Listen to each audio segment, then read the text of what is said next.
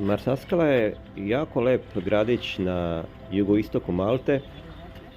Posetili smo ga javnim prevozom sa glavne autobuske stanice u Valeti uz jednu vrlo prijatnu vožnju u trajanju od oko 40 minuta i obilazak otpočeli na St. Thomas Sandy Beach.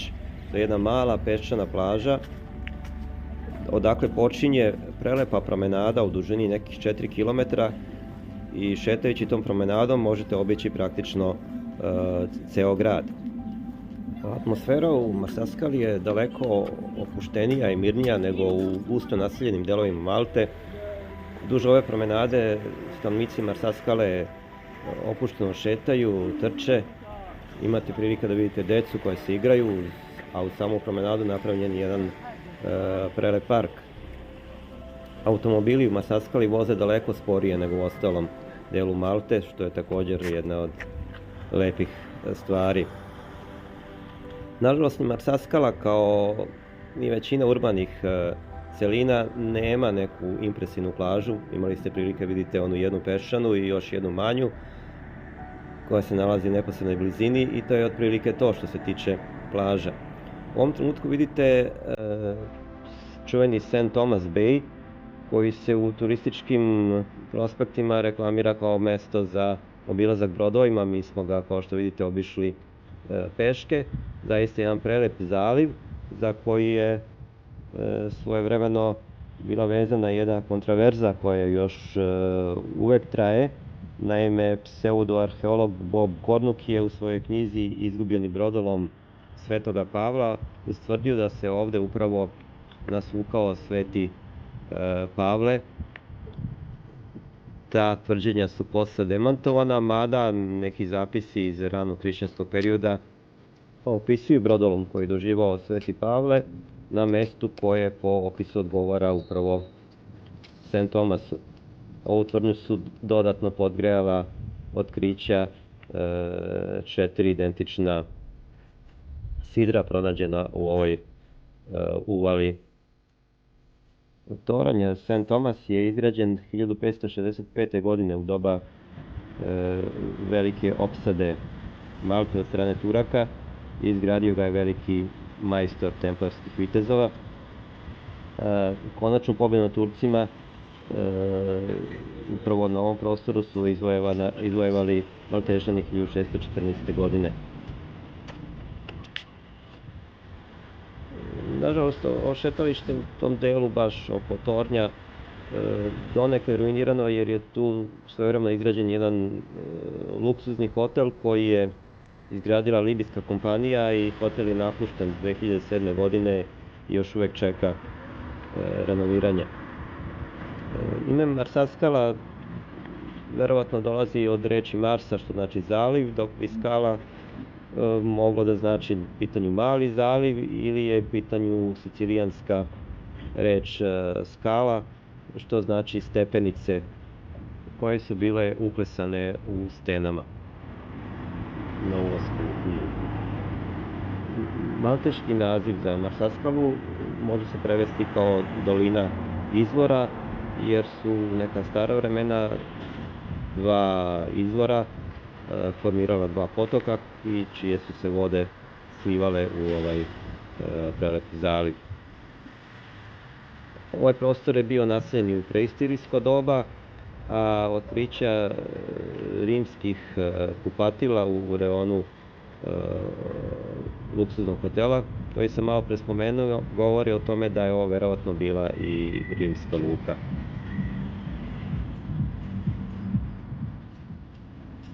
Grad ima neke 3 celine, da kažemo stari deo grada, a levo od nas se nalazi novi deo sa vrlo intenzivnom gradnjom apartmana i ulice su izgrađene kao dosta široke sa prostorom i za parking, što je veliki problem na Malti. I u pitanju je dakle grad koji se ubrzano razvija. Broj stanovnika je negde oko 12.000, leti on poraste na oko 20.000. Grad je meni nepravedno zapostavljen na turističkoj mapi Malte. Nećete imati priliku da ga obiđete turističkim autobusima, ali kao što već imate sad priliku da vidite, to je zaista jedan lep grad. Drugi zaliv je zaliv u kojem smo počeli ovu našu reportažu i preko puta tog zaliva nalaze se klifovi koji su neverovatno lepi i posvetit ćemo jedan poseban video upravo šetnji od Marsaskale do Maršalsoka, gde ćete vidjeti prelepe predele i klifove Malte. Sad već vidite u daljini vrlo karakterističnu crkvu za Marsaskalu. Ovo je crkva Svete Ane i ona je novijeg datuma, izgrađena 953. ali je zaista impozantna i vredi je u svakom slučaju videti. Inače, praktično svako mesto na Malti ima svoju crkvu. One su najčešće izgrađene u nekom karakterističnom stilu za Maltu i potrebno je bilo zaista veliko umeće da svako mesto dobije jedinstvenu i drugačiju crkvu i kad malo bolje pogledate vidjet ćete svaka crkva drugačija. Crkva Svete Ane ipak ima karakterističan stil gradnje i on odudara od onih starih malteških crkava. Kako se približavamo samom centru Marsaskale, vidjet ćete još veći broj šetača i u ulici koja se proteže duž male ribarske luke smešteno je dosta restorana i kafića. Marsaskala nema neki centralni trg ili centralnu pešačku zonu, tako da ova prelepa promenada u stvari igra ulogu pešačke ulice.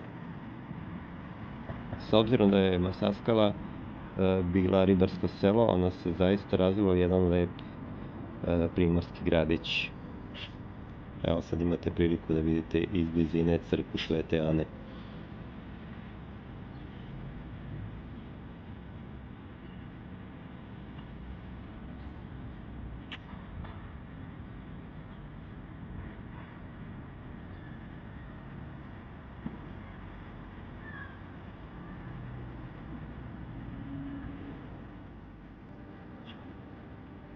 Stekli smo utisak da dosta stanovnika Malte ima svoje male brodiće. Većina njih je izmeštena iz mora tokom zimskog perioda, dok leti imaju praksu da isplove sa njima, se bave profesionalno, većina rekreativno ribolovom i to je jedan od načina da mogu i da se okupaju na otvorenom moru, pošto broj plaža definitivno nije dovoljan, a neke od plaža su dostupne samo sa morske strane. Ovdje vidite novi deo Marsaskale.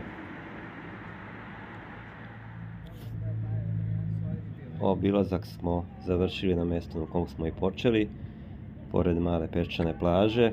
Preko puta vidite klifove koje ćemo obraditi u nekom narednom videu sa opuštenom šetnjom od Marsaskale do Maršalsoka u trajanju od nekih 5 km kroz prirodu i zaista prelepe pejzaže. Na promenadi možete da uživate i naravno u nevjerovatnom zalasku sunca. Marsaskala je odlično povezana gradskim prevozom sa Valetom. Dve autobuske linije idu sa glavne autobuske stanice Valetina otprilike svakih pola sata. Hvala što nas pratite i posjetite Marsaskalu, iako nije na glavnoj turističkoj mapi Malte.